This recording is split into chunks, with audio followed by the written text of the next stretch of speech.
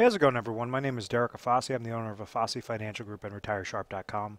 Today's topic, I want to discuss in-depth annuity fees and go over some of the correct things regarding annuity fees out there, and then also some of the misconceptions about annuity fees, depending upon which annuity product that you're looking to place your dollars into. Does that result in something that a carrier could charge an additional fee, how to expose hidden fees, and just go through a whole plethora of options, really exposing the cons regarding annuity fees, how that could really negate any sort of gains that you have throughout your account, throughout your growth process, and ultimately what does that mean on a retirement income side as well. So to get started, what are annuity fees? And simply put, it's basically fees within an annuity contract. So you have annuities, you have a single premium immediate annuity, you have fixed annuities, you have fixed indexed annuities, you have deferred income annuities, you have hybrid annuities, which are a fixed index annuity with income rider, you have variable annuities. There's a whole slew of different types of annuity contracts. And then on top of it, you have multiple carriers that offer multiple contracts per, individual annuity situation. So what you're probably thinking of is, what the heck, how am I supposed to, figure this out? How do I know whether something has a fee or not? What exactly is there a way that I could know if I'm, and have confidence if I'm placing my dollars into something that I'm not getting beat to hell in fees, on the back end that I just was not aware of when I signed that application? And to take a step back, two of the main reasons why someone should ever use an annuity contract or leverage annuity contracts are for safe, consistent growth, and then lifetime income. So if someone's not trying to leverage an annuity for lifetime income, there's a way on how they can use their retirement dollars, whether that's an IRA monies, put that into an IRA annuity and have safe, consistent growth onto that. Eliminate fees that they're used to regarding 401k accounts or IRA accounts that are managed through financial advisors, different things that could allow somebody to have more of that, systematic growth that, if the market goes down, not have that worry if that their account's going to also be susceptible with it and getting hit with fees. Or you could utilize annuities specifically for their lifetime income, and that was the main purpose of annuity contracts. Was an annuity was supposed to be the opposite of life insurance. So you have life insurance that protects an individual from dying too soon. If, let's say, you have a breadwinner of a family and they're going to work each and every day and they have expenses to pay, the mortgage expenses for their children, all those different things, and let's say you have a stay-at-home parent or a parent that doesn't make as much money, you want to essentially make sure that that breadwinner is covered, or both parents are covered with life insurance to say, God forbid, one was to pass away before the kids are out of the house, before retirement age, before these expenses are paid off, that the insurance company would pay a lump sum, a tax-free lump sum death benefit to those loved ones. So it's that pure protection that the individual's paying a set monthly premium amount or annual premium amount to an insurance company, and the insurance company is creating a death benefit for them on the back end to therefore pay out to the beneficiaries. An annuity is the complete opposite of that. An annuity, or the first slew of annuities that occurred, was for these insurance companies to try to leverage their actuarial data, use the statistics that make them profitable on a life insurance standpoint, and run those numbers in the opposite direction to say, if somebody has a lump sum dollar amount, let's say that they received an inheritance from a life insurance and they have this lump sum dollar amount, rather than go and invest those dollars and invest it into different brokerage accounts, and or just leave it in a cash and just slowly dwindle away that bucket, they run that risk of outliving those retirement dollars, outliving those retirement, that retirement income, or whatever that income is meant for that specific goal. So what an insurance company is, they're the only ones that could offer annuity contracts, just like banks are the only ones that could offer bank-related products, bank CDs. Basically, each entity has to stick to their own lane. What it said was, an individual that maybe wants to trigger income, they take this lump sum that they received, they purchase an annuity through an insurance company, and then that insurance company is saying, okay, based upon your sex, based upon your age, we could provide you X amount of thousands of dollars of income every month or every year to the day that you pass away. So if you have an individual that is 60 years old and they say that I have $100,000 and I want to trigger income immediately, well, the insurance company does a calculation based upon their actuarial data, and they say, okay, this person could receive $5,000 every year to the day that they pass away. So the good thing is if this person outlives that 20-year mark, because 5,000 times 20 years equals $100,000, every year that they live past age 80, they're in the green. They're basically now sticking it to the insurance company of saying, thank you very much, I'm getting 5,000. The next year they're getting 5,000. Next year they're getting 5,000. So that's when it's a win for the annuitant, for the individual that's purchasing that contract. Where it's a negative is when that insurance company, let's say that this individual basically only lives for a couple of years and then they pass away.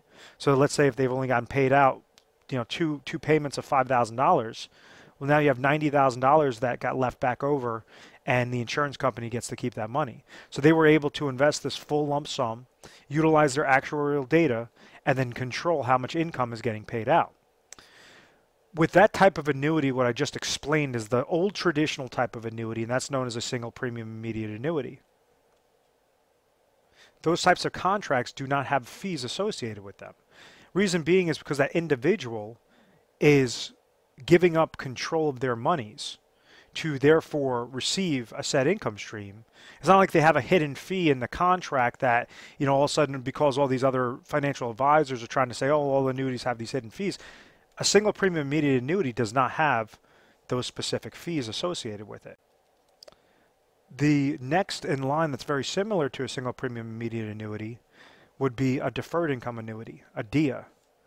What that says is, let's say you have that same individual age 60, but now they want to wait, they have $100,000, and now they want to wait till age 65 to trigger that income. Well, because they now left that money with the insurance company longer, and they're not going to trigger their single life payout until age 65, instead of $5,000 with the SPIA, maybe this person's going to be offered, $8,000 with the DIA, with the deferred income annuity. So once again, right when they hit in between that 15 to 20 year mark, if that individual triggers it at age 65 and they're receiving $8,000 of income every single year, if they passed away in a couple of years and they took the single life only option, once again, the insurance company is winning out on the deal. They're the ones who they're able to receive all those profits. So let's say this person triggered income at 65, took it for 2 years, $16,000 got paid out. All of a sudden that individual unfortunately passes away.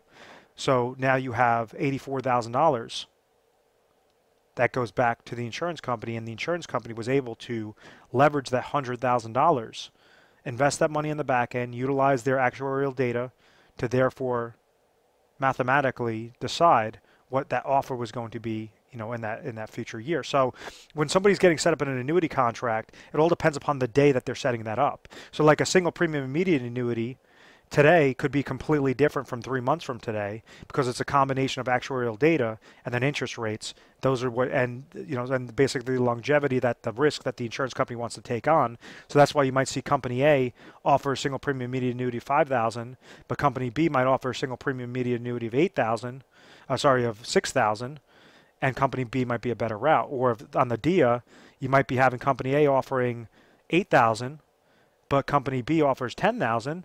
Well, then company B is going to be better on the DIA.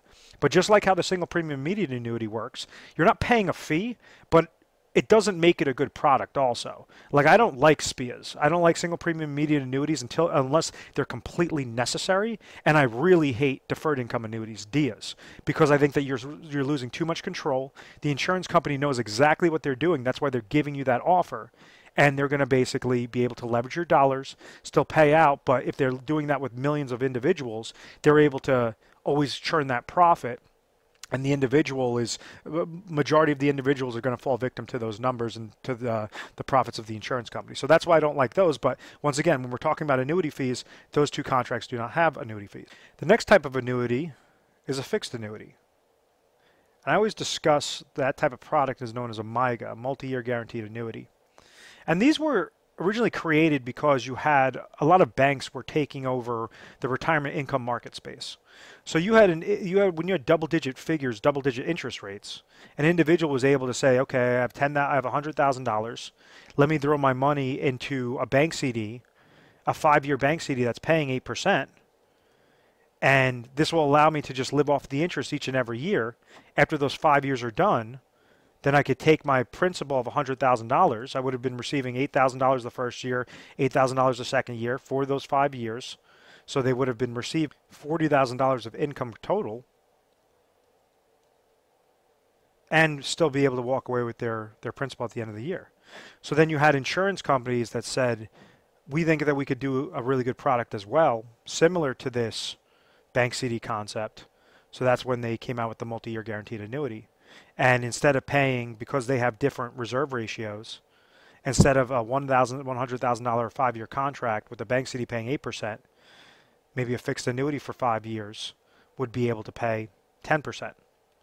So it's a better incentive to go with that MYGA, that fixed annuity, to therefore, after 5 years, they would have total income of $100,000 and still have their $100,000 principal.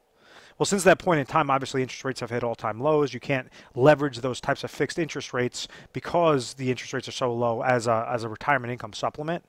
But when it comes to fixed annuities, some MYGAs, and the ones that I like to offer, they do not have any fees associated with them, meaning that they're going to be giving that pure, 10% as this example. Or right now, like a 5-year MYGA is paying a little over 3%. So what that says is you'd get 3%, 3%, 3%, for X amount of years that you had set up in that contract. You don't have any fees associated there. But there are MYGA products that have fees associated with it. And that's where you have to look that's where you have to look very closely to say, what's the smoke and mirrors? What's the catch? Is there a hidden fee associated with this type of contract?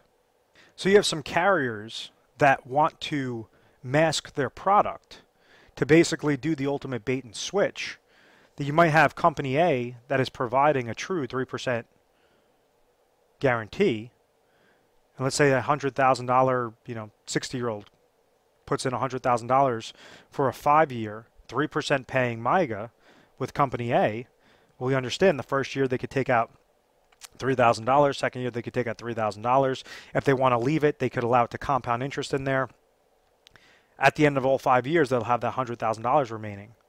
There wasn't any cost to receive that interest that they gain. That's part of those policies, is there's no additional fee. We have other carriers that might say, oh, we'll pay a 3.10% gain into your account each year on a MYGA.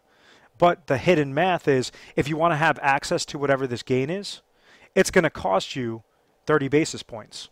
0.30% to have access and to actually pull monies from that cash value. So the main reason, if someone's trying to leverage this type of contract, and let's say their main goal was to use that sort of income supplement, well, what they're doing is they're shooting themselves in the foot, because if they're getting a gain of 3.10%, but it's costing them 0.30%, they're truly only getting a gain of 2.80%. So that's the smoke and mirrors that you want to avoid if you're looking towards fixed annuities, in particular with the MYGA, and that is when fees can get exposed and fees could be hidden. So if you're interested in that type of product, just make sure that you're aware that you're seeing clear as day in the statement of understanding with these contracts, before you sign it, that it does not show any hidden fees, it doesn't say any rider costs, anything like that. And that's usually where the annuity fees come about, is because of that rider cost that's associated, if you're going to add an additional benefit. They're paying, these types of contracts could be paying 3.10%, but you might be handcuffed into the terms of the contract to say it's not that flexible, as opposed to company A that's giving you 3% with much more flexibility, and it makes a lot more sense to do so. The other type of product, and what I mentioned before, was that interest rates have hit all-time lows. So now you have the top 5-year products. What you used to be able to do is leverage a MYGA, leverage a bank CD, use 8, 10, 12% rates of return, put your dollars in there, and then just live off the interest each and every year until that that term has expired, and then they just repurchase a new 5-year product or a new 8-year product or whatever that is.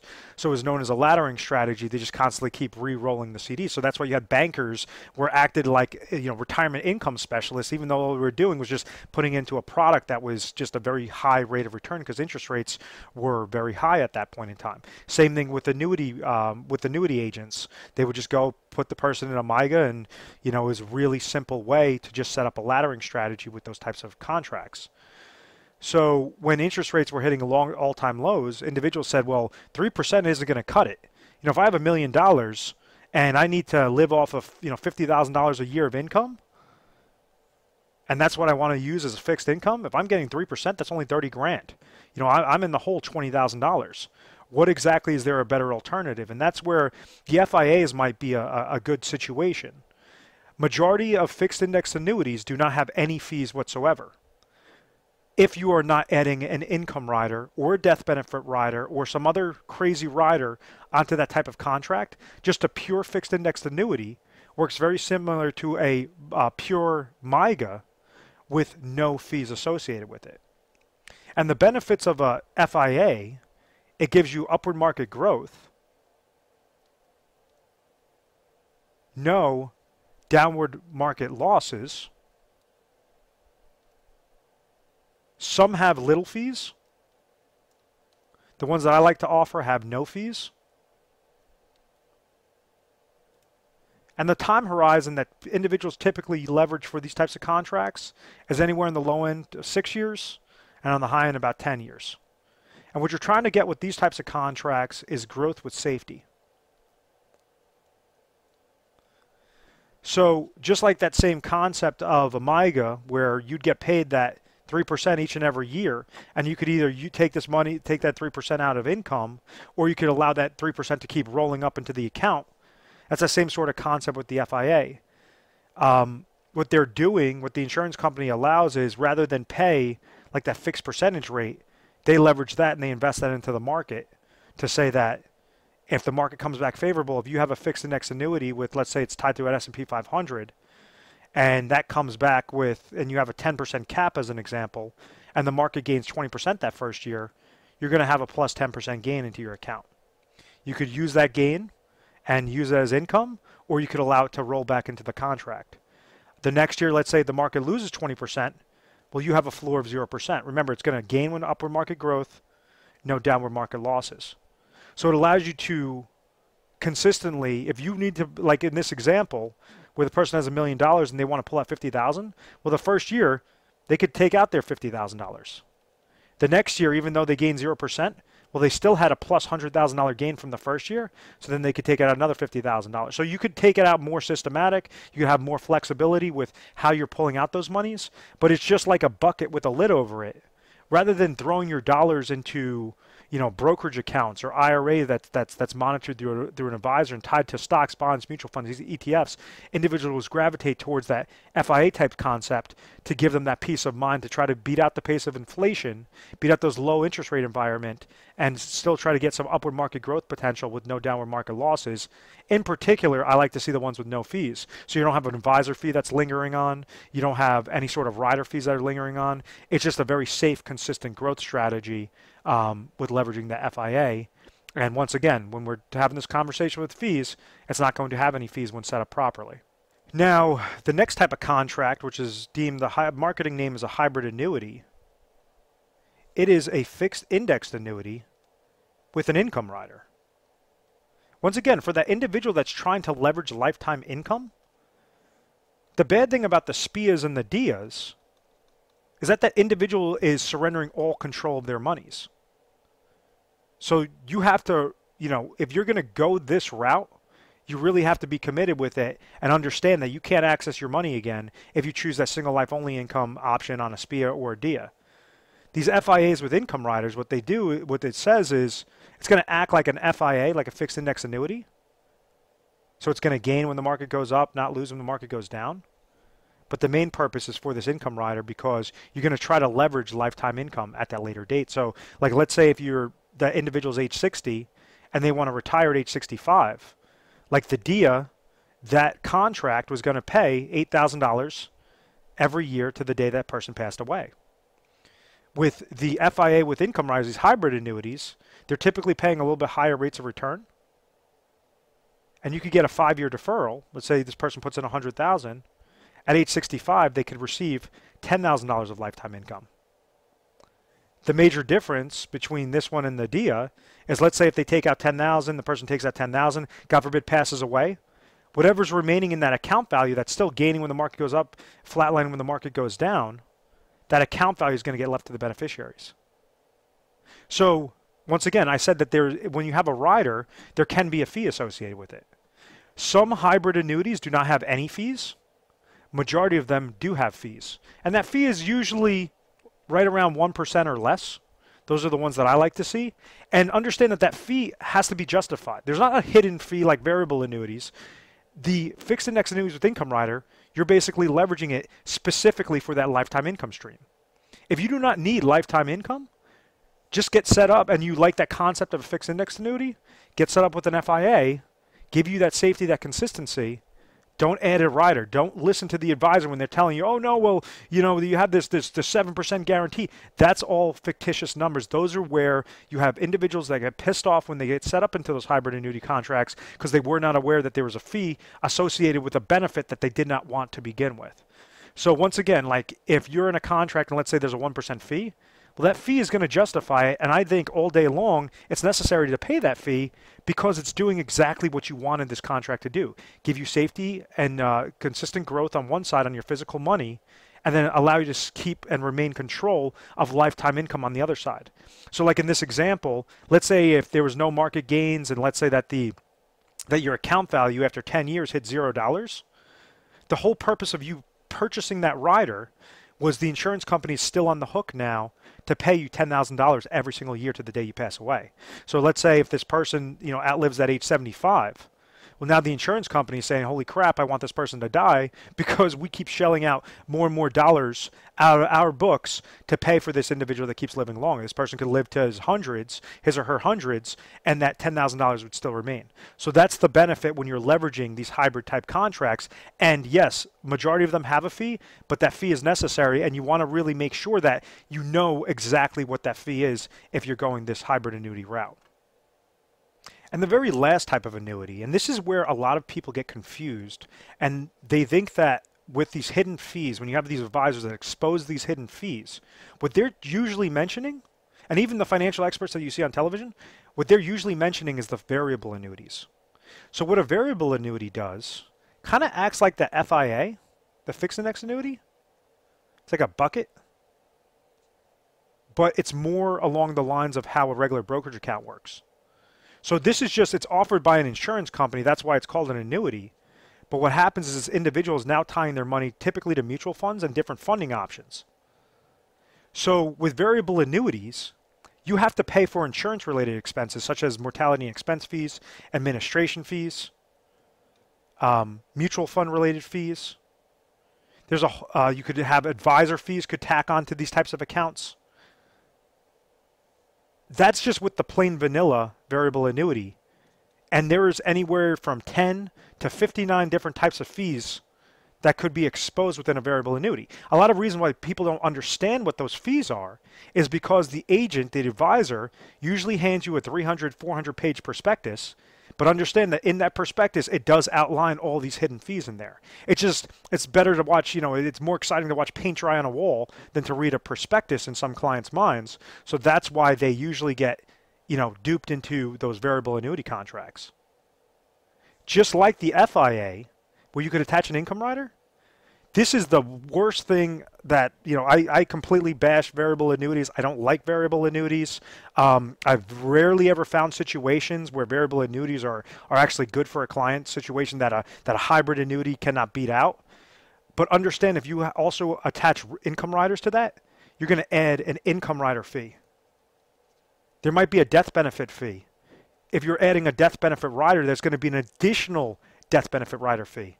So what happens is you're going to be anywhere between 3, and I've seen as high as 8% in annual fees before your account does anything with those mutual funds or those funding options. So let's say if you're paying those fees each and every year and you have a downward market loss based upon these accounts. Let's say the market goes down 10% and you're paying 5% in fees, the market goes down 10%, and you decide to take out 5% that year. If you had $1 million bucket, you would have taken out $50,000. You would have ended up losing $200,000 of value that 1 year. The next year you have $800,000. You're still trying to pull out $50,000 from that account, which is now a larger percentage, and you're still paying for those, upwards of 5%, 8% worth of fees in that variable annuity. So this is where the last thing I wanted to mention was, the annuity fees. This is where you usually hear the retirement disasters, the horrible, holy crap moments is when individuals get duped into a variable annuity. They didn't really understand how that income rider worked, how the fees worked, how their account value is now at $0 only after a couple of years when they thought that they were going to have this great, growth potential with guaranteed income potential. And it was just a whole, excuse my language, clusterfuck off of getting set up with that type of plan. So in closing, if you found value in this video and you would want us to run a free annuity stress test off of the plans that you're looking about getting set up in or have questions on, simply call our 1-800 number. It's 1-800-566-1002. We offer 24/7 customer service. You give us a call mornings, nights, weekends, holidays, whatever the case may be, and someone will be there to take your phone call. When calling over, what you could assume is you're going to talk to an assistant. The assistant's going to ask you some questions, and what in particular, just let them know that you saw a video online, and then they're going to patch you over to a specialist, and then that specialist is going to try to see what your situation is, kind of what you were pitched, or kind of what was your annuity goals, whatever that case may be. And we could either run off of your current annuity contracts, or if you're interested in annuity, we could also set you up and show you systematically when an annuity makes sense, and most importantly when an annuity really doesn't make sense at all, and you might be better off of just staying put and definitely not going that annuity route. So, we try to be as methodical with our process, and we try to put education first. That's why I believe we're A+ rated on the Better Business Bureau. We've always had very good reviews. We've never had any complaints. It's because of this methodical process. I want to thank you very much for watching this video. Please feel free to subscribe to our YouTube channel, Retire Sharp, so you can have access to the most updated videos. Thanks so much, guys.